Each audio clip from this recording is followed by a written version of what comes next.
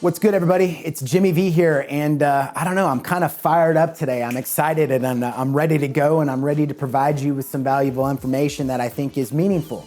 Why do I think it's meaningful? Because a lot of people are kind of shook right now, right? In the marketplace, they're asking the question, is now a good time to purchase a home? And I think that's a good question. I think that that's a fair question to ask, and I certainly would be asking it as well if I were considering home ownership. And I think that there's a lot of fear right now that's kind of permeating throughout the marketplace that is kind of dampening economic outlook for prospective home buyers. But at the same time, I want us to also know that there's opportunity. Do me a favor, say the word opportunity. Opportunity that is involved in the marketplace. And Warren Buffett talks about this. He says, be greedy when others are fearful and fearful when others are greedy. Well, right now, there's a lot of opportunity that exists once again in the marketplace that I think should allow us to be greedy. And so I want to rewind for a second back to 2 years ago, even a year and a half ago. What happened a year and a half ago? Well, people were going into homes and they were offering above asking price, and they were waiving appraisal contingencies, and they were saying, I'll pay for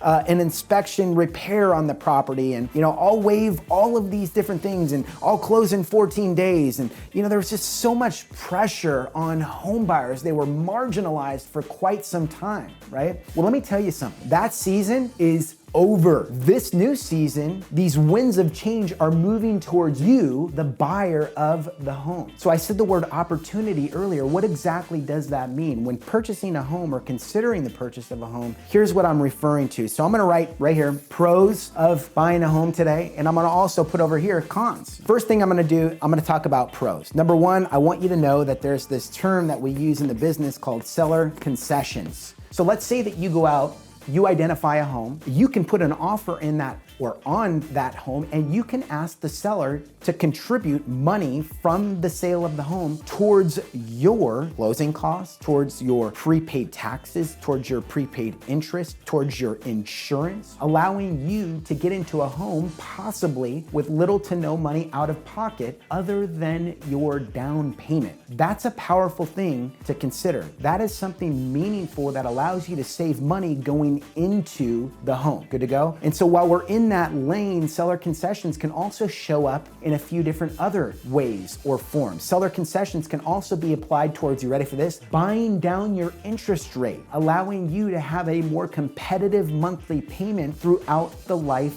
of the loan. This is something that, once again, the seller proceeds can be used to be able to buy down your interest rate, saving you money in interest over the life of the loan. This is a very powerful tool that you, as a buyer, have access to in this market. In addition to that, you can also get the seller to pay for repairs on the property.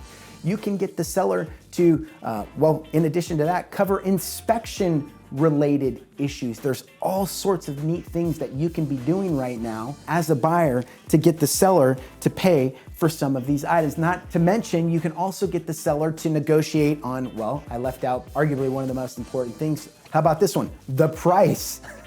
The price is something that's incredibly important too, right? So let's say, for example, somebody's got a $600,000 home. Well, actually, we just had this happen this week. The property was listed for $650,000. The buyer is under contract today at $599, $51,000 less than the original asking price of the property. My friends, there's money to be saved in this market. So I'm gonna write down here, pro would be negotiating on price as well. Now, in addition to that, how about this one? Do you remember when you had to waive appraisals, right? I'll buy your home, Mr. Seller, but I'm gonna waive the appraisal because, after all, home values are significantly overpriced. I know that the property's not going to appraise, and whatever the appraisal shortfall or difference is, right, I'm gonna pay for that. Like, we were lining up to buy homes with these types of terms. Now you get to negotiate on the price. I think of it like this, as a percentage off coupon when you're getting ready to purchase a home. So again, price negotiations. And then how about this one? No need to waive the inspection. Like, we'll buy your home for $50,000 more than the asking price. Oh, and by the way, at the same time, we'll also waive the inspection because, after all, we'll pay for those repairs that you've had on the property or that have needed to be done on the property for the last 10 years. It's like, man, what a great deal, right? Well, that is no longer the case today. In many cases, the seller will actually contribute towards the repairs of the property. So I'm gonna write that one down there as well. So What are some additional pros? Well, how about this one? Time to think about it. Time to think about it. It's like, hey, if you don't put an offer on this property in the next 3 minutes, this offer is null and void. We're going with the next offer.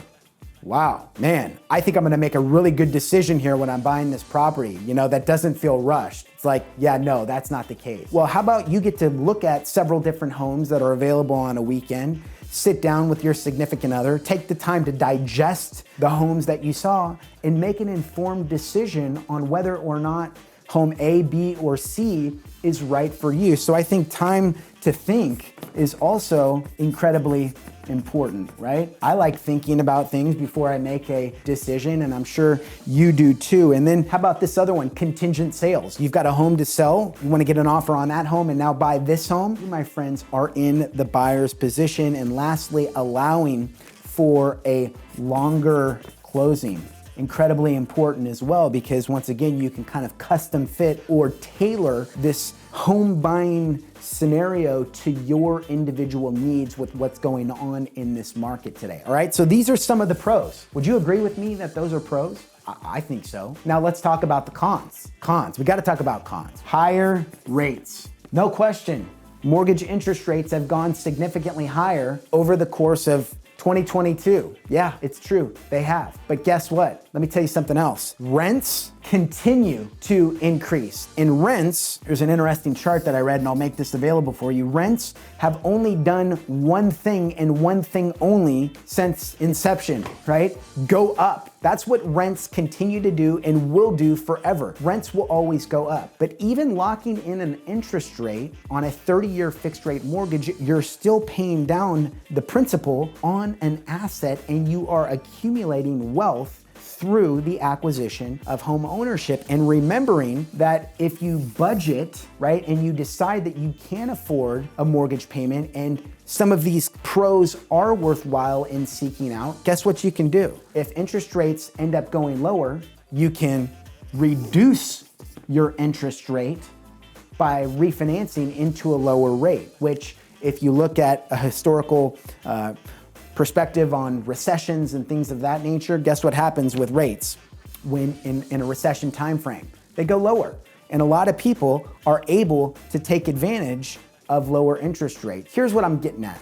I'm not here today to tell you that home buying in this market makes sense for everybody. It's okay. If you're sitting on an interest rate of 3%, yeah, I don't think that perhaps purchasing a home in your individual scenario, if you don't need to sell, it's like, no, stay where you're at. But at the same time, if you're renting a home, consider looking at all of these pros, consider the cons as well, and make an informed decision for you and your family as to whether or not home ownership like this in this particular market can or makes sense for you. I talked about rents, historically speaking, doing one thing only. Well, you know what else has done one thing only over the life and duration of real estate? Well, values. Values have only gone up. And if you're long on real estate, I'm here to tell you today that you will win. That's history. My name is Jimmy Vercellino. For more questions, well, I have answers. Feel free to comment down below with your questions, and I personally will make sure that they get answered for you. We'll talk to you soon.